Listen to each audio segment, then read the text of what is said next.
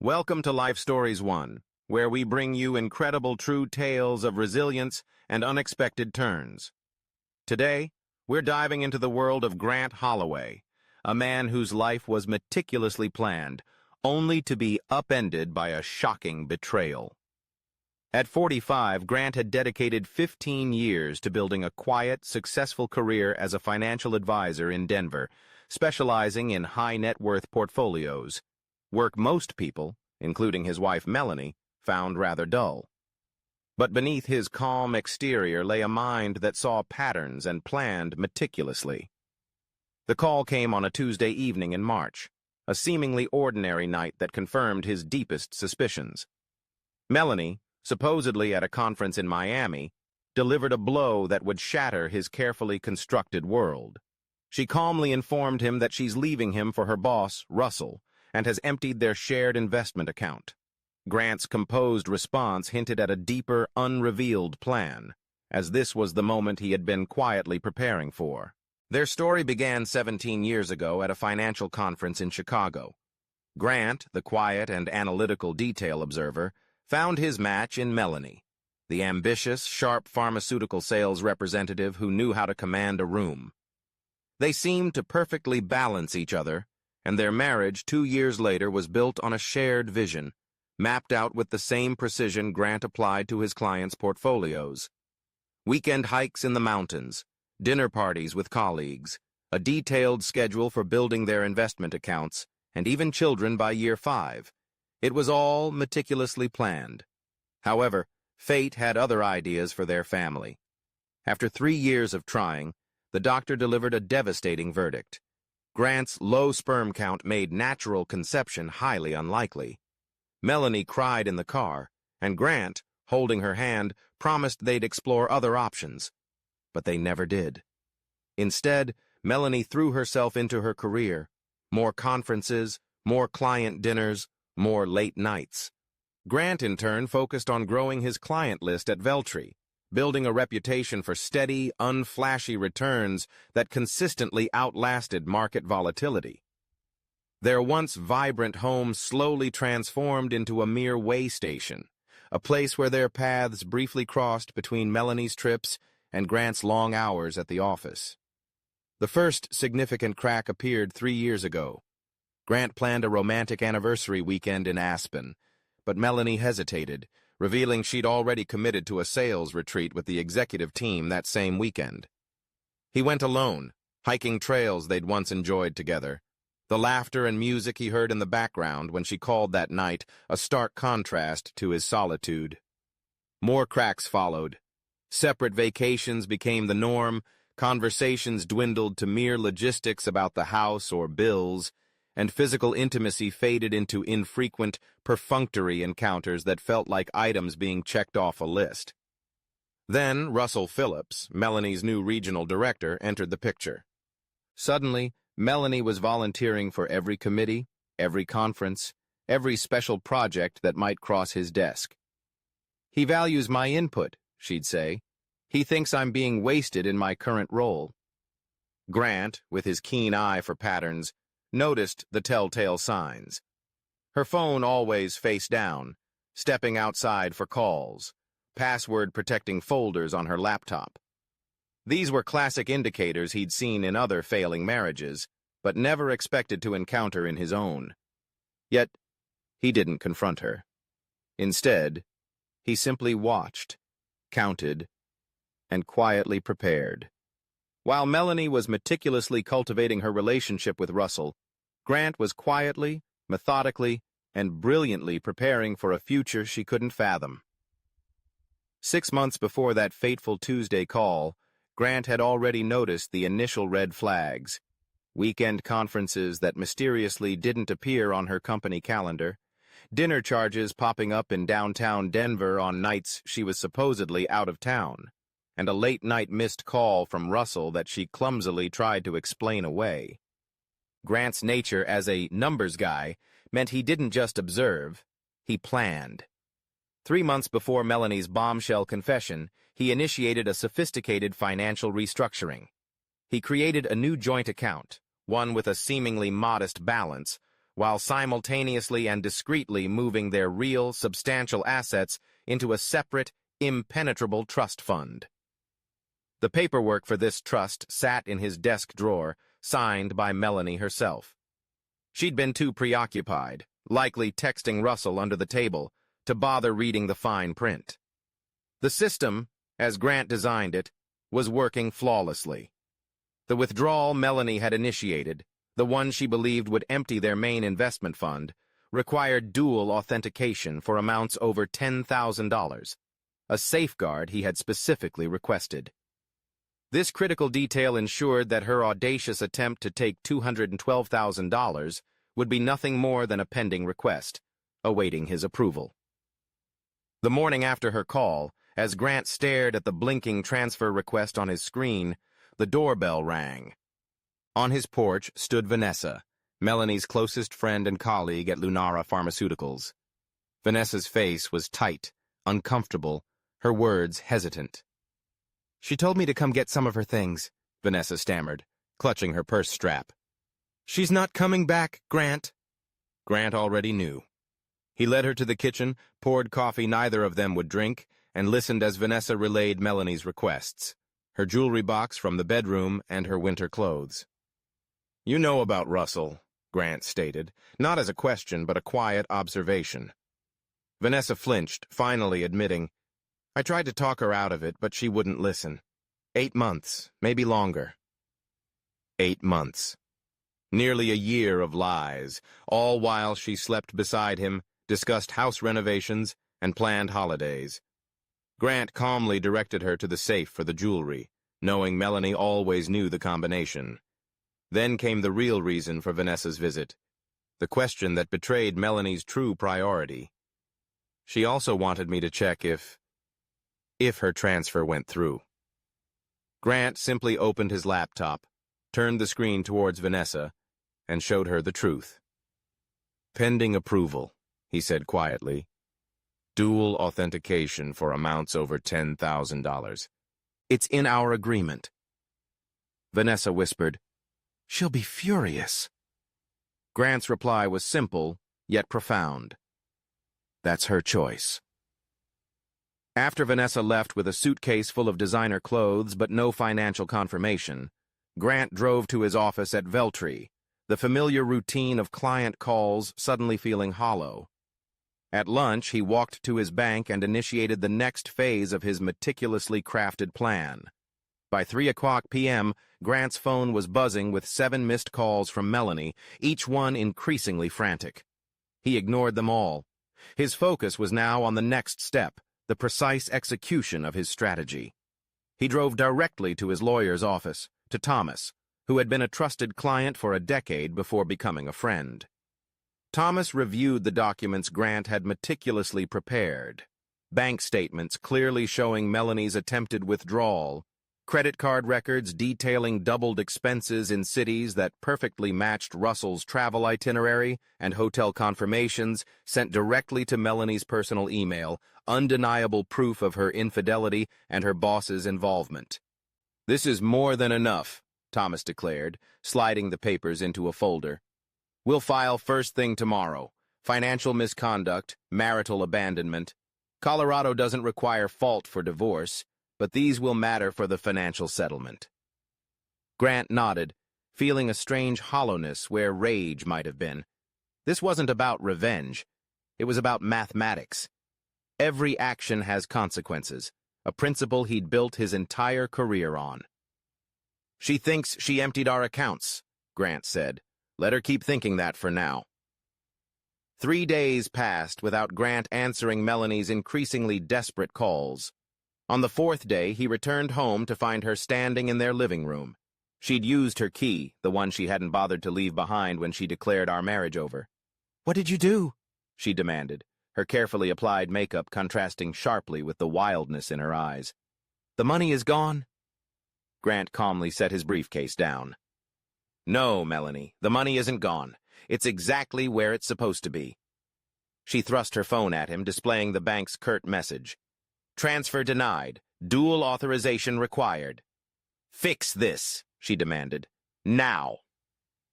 Grant walked past her to the kitchen, poured a glass of water, and stated, "We need to talk about the divorce." "Divorce? I haven't even—" She stopped herself. "I meant to discuss that after I got settled." "After you took the money," Grant clarified, his voice even. Her face hardened. "Half of that money is mine. I earned it." "Did Russell tell you that?" Grant asked quietly, and the color drained from her face. "This isn't about him," she countered, her voice now softening, a practiced conciliation. "It's about trust, Melanie, and legally binding financial agreements." This was the Melanie who closed difficult sales, who convinced reluctant doctors to switch prescriptions. Grant had watched her perfect this technique over years of dinner parties. "Thomas Wilson is handling the divorce," he stated. "You can have your lawyer contact him." Her eyes narrowed. "You already have a lawyer?" "Filed yesterday morning." She paced the living room, her heels clicking against the hardwood floors she'd insisted on installing last year. "You can't just lock me out of our money, Grant. I'll fight this." "As is your right." His calm seemed to infuriate her more than an argument would have. She grabbed a framed photo from our mantel, us in Aspen before the separate vacations began, and hurled it against the wall. Glass shattered across the floor. "Russell was right about you," she hissed. "You're pathetic. No ambition, no backbone." Grant looked at the broken frame, the spider-webbed glass over his smiling face. "I'll need your key back." "This isn't over," she said, digging in her purse and throwing the key onto the coffee table. "Not even close." After she stormed out, Grant swept up the broken glass, careful to get every shard. Then he poured himself 2 fingers of bourbon and made a call. "She came to the house," he told Thomas. "Expect it," Thomas said. "The bank notified her about the transfer rejection." "Yes, she wants access to our money." Thomas chuckled. "Good luck with that. The trust is ironclad." The next morning, Grant's assistant at Veltri placed a letter on his desk from Melanie's lawyer, Carlton Hayes. The firm's letterhead showcased downtown offices and 3 named partners. The letter demanded immediate release of jointly held marital assets and threatened legal action for financial abuse and restraint of rightful access to shared property. Grant scanned to the bottom, noting that Russell Phillips was copied on the correspondence. So her boss was directly involved now, using his connections to pressure him. That afternoon, Thomas filed their amended divorce petition, adding documentation of Melanie's attempt to empty the accounts without consultation, along with a request for a temporary restraining order preventing her from entering their home again. "They think you're the weak one," Thomas said over the phone. "That's good. Let them underestimate you." Grant didn't respond to the lawyer's letter. Instead, he waited for their next move, knowing they'd only strengthen his position with each aggressive step. In financial planning, patience is more than a virtue. It's a strategy. 2 weeks later, Grant received a cryptic text from an unknown number. "Coffee. Important information about Monsieur Fairdale Café, 2 p.m. today." Curiosity, an unusual indulgence for Grant, overcame caution. At the appointed time, he sat in the back corner of the cafe watching the door. 10 minutes later, a woman in a tailored suit entered, scanning the room until her eyes met his. It was Jessica Harlow, Lunara's HR director. They had met at company functions over the years, exchanging polite pleasantries about market trends and Denver's weather. Now, she sat across from him, ordered nothing, and silently placed a thumb drive on the table.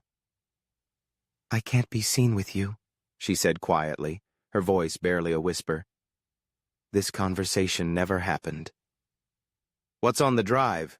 Grant asked, his expression neutral. "Emails between Russell and Melanie, going back 14 months. "Why are you doing this?" She glanced around before answering, her voice laced with a deeper frustration. "Russell's done this before, 3 times that I know of. Pursues married women who report to him, convinces them to leave their husbands, promises promotions. Once they've burned their bridges, he discards them. And Lunara allows this because his father sits on the board. But there's more at stake now. These emails discuss confidential product information. Information that was later shared with competitors. It's not just about his affairs. It's about the integrity of this company and my own professional ethics. The implications settled coldly in Grant's mind. Industrial espionage. She nodded. Russell's been selling research data, using Melanie to access files she shouldn't have. The FBI is already investigating, but quietly. And Melanie, either complicit or manipulated, I don't know which. Jessica stood. I should go. Use that information however you need to. After she left, Grant ordered a coffee and plugged the drive into his laptop. The emails confirmed everything he already suspected. The affair, their plans to leave him, Russell's grand promises of promotion and relocation to Miami. But the industrial espionage angle was new, a chilling addition to the betrayal. Screenshots clearly showed Melanie accessing secure research databases after hours, forwarding proprietary information to Russell's personal email. Whether she truly understood the gravity of what she was doing remained unclear. One exchange from 3 months ago, however, caught his attention. Russell, once you're free from the accountant, we'll move forward with everything. Miami office director title? The works. Melanie's response? What about his financial expertise? Could be useful. Russell's dismissive reply? Trust me, we don't need him. Just get what you can from the accounts and we'll handle the rest. They had planned to use him, then discard him.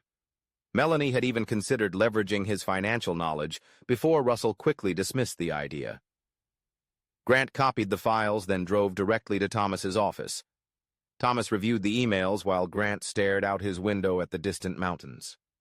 This changes things, Thomas said finally. The industrial espionage angle could trigger criminal charges. I don't want her in prison, Grant said, surprising himself with the realization. I just want out. Then we use this as leverage. She backs off the financial claims, signs the divorce agreement on our terms, and we don't share this with the FBI. And Russell? Thomas raised an eyebrow. You still care what happens to him? No, Grant said. But I care what happens next. That evening, Grant received a formal settlement offer from Melanie's lawyer. She wanted 60% of all marital assets, the house, and ongoing alimony. Grant forwarded it to Thomas with a single succinct line. Time to use the thumb drive. The next day, Thomas sent a counter-proposal. Melanie would relinquish all claims to the trust, accept a one-time settlement of $50,000, and sign a non-disclosure agreement about both the marriage and her activities at Lunara. Attached was a single email from the thumb drive, enough to demonstrate what they had, but not enough to show their full hand. Her lawyer's response came within hours. We need to meet. The meeting was set for Thomas's office. Grant arrived early, reviewed their strategy, and waited in the conference room. When Melanie entered with her lawyer, Carlton Hayes, she wouldn't meet his eyes. Hayes, a silver-haired man with an expensive suit and a practiced smile, spoke first. We appreciate your willingness to discuss a reasonable settlement. Thomas slid copies of our proposal across the table. Our terms are non-negotiable. Hayes scanned the document, his smile fading. This is absurd. Your client is offering practically nothing. My client is offering silence, Thomas countered, which, given the circumstances, is quite valuable. Melanie finally looked at Grant, her expression a mixture of anger and fear. You're blackmailing me. No, Grant said quietly. I'm protecting myself. Thomas opened a folder and removed printed copies of selected emails. He placed them precisely before Hayes, who read them with growing discomfort. These are private communications, he objected. These are evidence of corporate espionage, Thomas corrected, which federal prosecutors would find extremely interesting. Melanie's composure cracked. You don't understand. Russell said it was just market research. Nothing illegal. Yet you accessed secure databases after hours and forwarded confidential information to his personal email, Grant stated calmly. Hayes leaned toward Melanie, whispering urgently. She shook her head several times before he turned back to them. We need to confer privately. Thomas nodded. Take all the time you need. The FBI certainly will. They left the room and Thomas gave Grant an approving nod. You're holding up well. This isn't how I expected my marriage to end, Grant admitted. 20 minutes later, they returned. Hayes looked resigned. My client is prepared to accept your terms with one modification. She wants assurance that you won't forward these emails to Lunara or any law enforcement agency. Thomas looked at Grant. Grant considered Melanie, sitting across from him, the woman he'd once built a life with. Whatever she'd done, sending her to prison wouldn't undo the betrayal. Agreed, Grant said, provided the agreement is signed today and the divorce processed without further contest. Hayes nodded. We'll need to review the final language. Already prepared, Thomas said, producing the documents. 2 hours later, it was done. Melanie signed away her claims to their assets in exchange for $50,000 and Grant's silence. The house would be sold, with proceeds going to Grant's trust. No alimony, no further contact. As she stood to leave, Melanie paused. Was any of it real for you? The question caught Grant off guard. All of it was real for me, he answered truthfully. That was the difference between us. After they left, Thomas shook Grant's hand. Congratulations. You'll be officially divorced in 90 days. Grant nodded, feeling hollow despite the victory. What about Russell? Not our problem, Thomas started, but stopped when he saw Grant's expression. What are you thinking? That Lunara deserves to know what kind of man they have running their sales department. Grant tapped the thumb drive. Even if Melanie gets immunity. Thomas considered this. Technically, our agreement only prevents you from reporting this. It doesn't cover anonymous tips. That evening, a sense of quiet determination settled over Grant. He created a new, untraceable email account. From the thumb drive, he carefully selected only the documents that directly implicated Russell's actions, ensuring nothing incriminated Melanie. He sent these critical pieces of evidence to Lunara's CEO, board members, and compliance department, then permanently deleted the account. 3 days later, a small article appeared in the business section of the Denver Post. Pharmaceutical executive resigns amid internal investigation. Russell Phillips had left Lunara Ventures, effective immediately, with no official reason given. Melanie texted Grant once, I know it was you. He didn't respond. Some equations, he mused, simply balanced themselves. 6 weeks later, Grant sat in his lawyer's office, signing the final divorce papers. Thomas handed him a copy of Melanie's new employment agreement, secured through his network of corporate contacts. She'd taken a position with a small pharmaceutical distributor in Phoenix, entry-level sales, a significant pay cut, and no corner office. Russell, Thomas commented, was reportedly in Miami but unemployed and under federal investigation. She had to sell her car to make rent, Thomas added. The $50,000 won't last long at her previous spending rate. Grant felt no satisfaction at this news, just a dull acknowledgement of financial reality. Actions and consequences. That same afternoon, an unexpected certified letter arrived from Lunara Ventures. Their internal investigation had uncovered Grant's anonymous tip. Rather than pursue legal action against him for accessing their proprietary information through the thumb drive, they were offering him a consulting position with their financial compliance department. We believe your expertise and ethical standards would be an asset to our organization during this restructuring period, the letter read. Jessica Harlow had signed it personally, adding a handwritten note. Justice comes in unexpected forms. Grant accepted the offer the following day. 2 months after finalizing the divorce, Grant received an unexpected email from Vanessa, Melanie's former friend. Grant, I thought you should know that Melanie and Russell have separated. He never followed through on any of his promises. She's struggling, but too proud to admit it. She asked about you, whether you were seeing anyone new. I told her I wouldn't discuss your life with her. Just thought you should know. Take care, V. Grant closed the email without responding. The true justice wasn't in Melanie's downfall or his financial security. It was in the quiet restoration of truth, the numbers finally balancing as they should have all along. The revenge wasn't in taking something from her, but in finally recognizing his own worth. 1 year after Melanie's late-night call from Miami, Grant stood in the foyer of his new home in the Denver suburbs. It was smaller than their previous house, but solely his, with a view of the mountains from the back deck. The consulting work with Lunara had evolved into a full-time position, heading their new financial compliance division. He'd built a team dedicated to transparency and ethical oversight, work that mattered beyond just growing wealth. His phone buzzed with a text from Catherine, a corporate attorney he'd met through the Lunara legal department. Their third date was scheduled for tonight. Dinner at a quiet restaurant downtown where they could continue our conversation about hiking trails and financial regulation, topics that would have bored Melanie to tears, but that Catherine found as engaging as he did. He hadn't heard from Melanie in months. Through mutual connections, he knew she'd left the pharmaceutical industry entirely, taking a teaching position at a community college in Arizona, a simpler life than she'd planned, but perhaps a more honest one.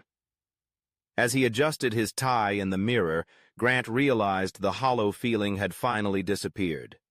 The betrayal no longer defined him. It had simply become part of his history, a painful chapter that had eventually led to something better. He locked the door behind him and walked to his car. The trust fund that Melanie had tried to empty now funded scholarships for students pursuing financial ethics certifications, a small way of transforming what was meant to harm into something constructive. The mountains loomed ahead, solid and unchanging as he drove toward the city. Some things could be counted on. Some calculations always balanced in the end. He had been right about the numbers all along, but more importantly, he'd finally gotten the human equation right as well. Thank you for watching this compelling story on Life Stories. If you enjoyed this journey of betrayal, resilience, and unexpected justice, please hit the subscribe button and turn on notifications so you don't miss our next incredible true story.